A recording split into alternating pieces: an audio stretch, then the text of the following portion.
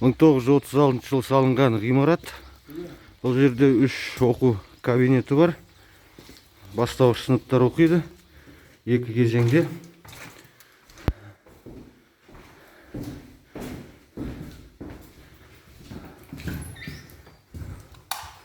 Бірінші кабинет.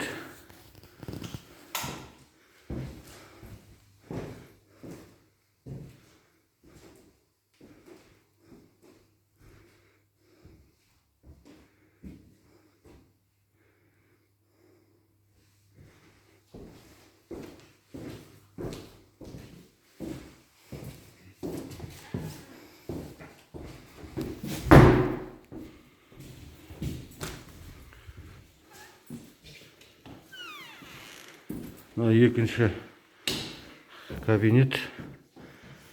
Бұл жақтарға да интернет желісі тартылған. Бірақ компьютерлермен қамтамасыз етілген жоқ.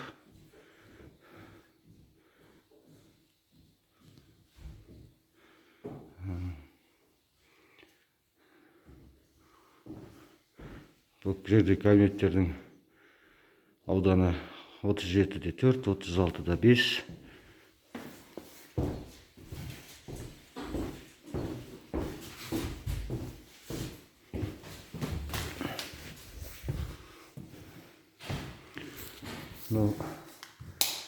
Үшінші оқу кабинеті бастауыш сыныптардың.